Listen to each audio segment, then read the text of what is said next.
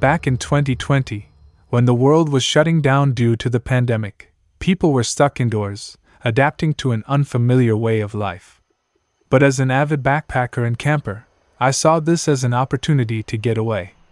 Traveling to different national parks and setting up camp in isolated areas gave me the freedom I desperately needed. One such trip led me to a creek deep within Rocky Mountain National Park, Colorado. For personal reasons, I won't go into too much detail, but let's just say that something happened at my job in 2019 that seriously damaged my reputation.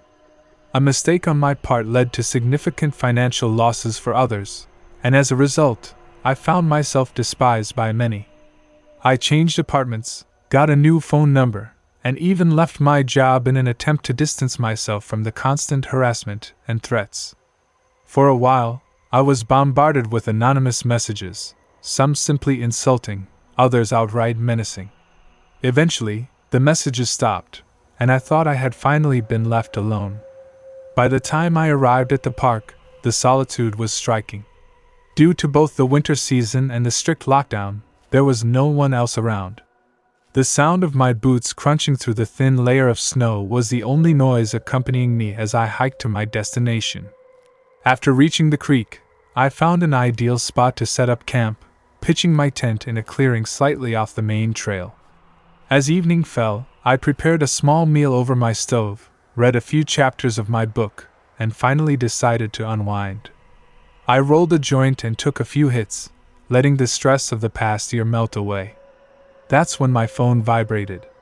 A new message from an unknown number. "How's the camping trip going, buddy?" A second message followed almost instantly.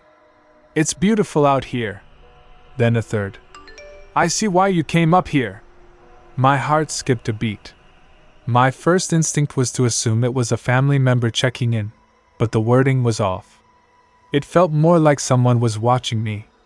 Fighting off the creeping unease, I typed back a quick reply.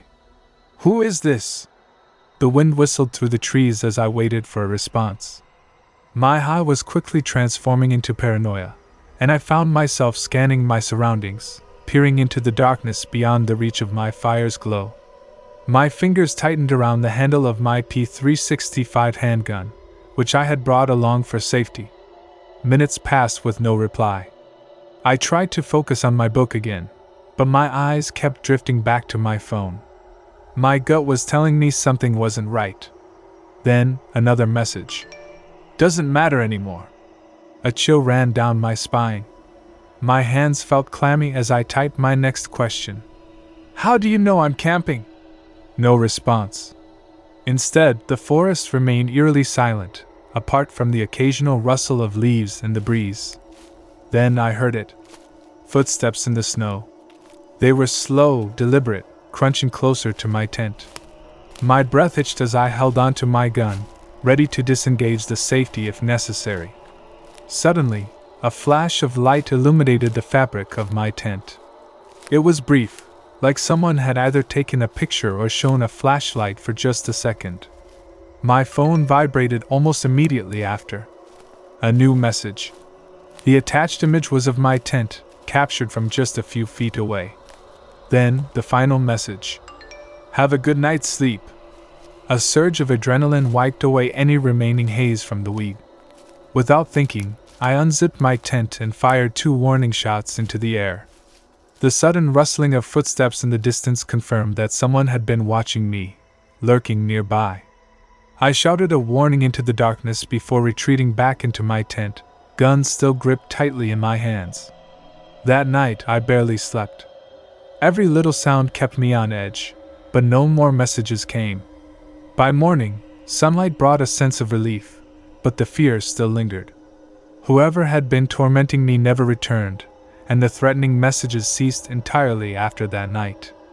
Almost 5 years later, I haven't had another encounter like that. But I always wonder, what would have happened if I hadn't been armed?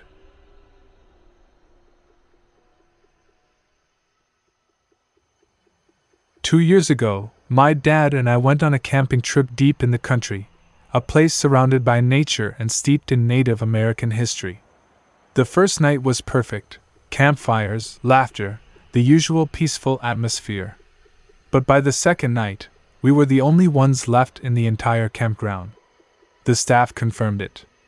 At first, we thought it was great, no noisy campers, just the wilderness and us. As night fell, though, something shifted. The air felt heavier, the woods eerily silent.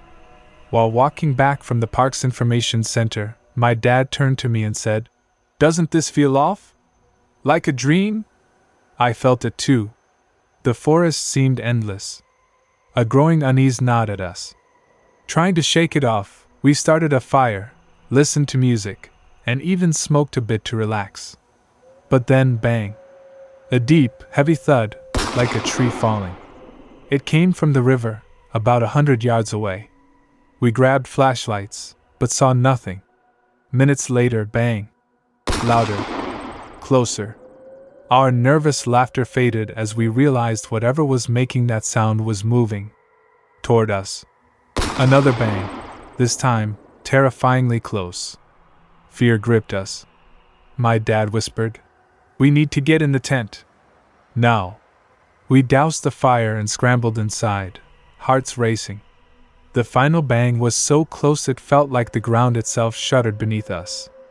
My dad froze at the entrance of the tent, staring into the dark.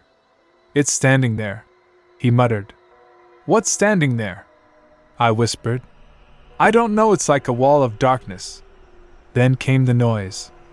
A deep, vibrating hum, not just a sound, but a feeling, reverberating through our bodies, making our chests tighten. It was unlike anything I had ever experienced. And then, a guttural, unearthly screech. We lay frozen, paralyzed by terror. My dad clutched the only weapon we had, a small knife, useless against whatever was out there. The last thing I remember was blacking out. We woke up suddenly, disoriented. Our phones, previously fully charged, were now dead. The fire we had just stoked was reduced to cold ash, as if untouched. The food we had left out, completely undisturbed. It was still pitch black outside. Neither of us spoke. We just knew something had happened. Something we couldn't explain. As soon as daylight broke, we packed up and left, refusing to talk about it until we were far away. To this day, we don't know what it was. But whatever my dad saw, it wasn't human. And we've never gone camping since.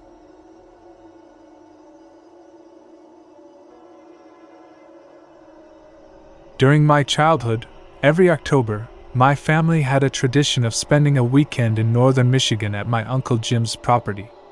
The land spanned 4 acres, a mix of open space and dense woods. His house was big enough to accommodate all of us, making it a perfect annual getaway. One year, my brother Adam, my cousins Jake and Joe, and I decided we wanted to camp outside. Our dads had been drinking and were more easily convinced than usual, while our moms weren't exactly thrilled with the idea. But since our dads approved, they let us go. With their help, we set up a large tent in a clearing just beyond the property line. It was a familiar spot where my uncle had camped before, surrounded by thick trees. After setting up camp, we returned to the house for dinner, where our moms voiced their concerns again. Our dads joked that if anything happened, they'd hear our screams. Later that night, they led us back into the woods, leaving us on our own with flashlights and extra blankets. We weren't as close to the house as we had originally thought. The darkness felt deeper than expected. To pass the time, we played Uno, laughing and having fun, until we heard a scream. It was distant, but unmistakably human.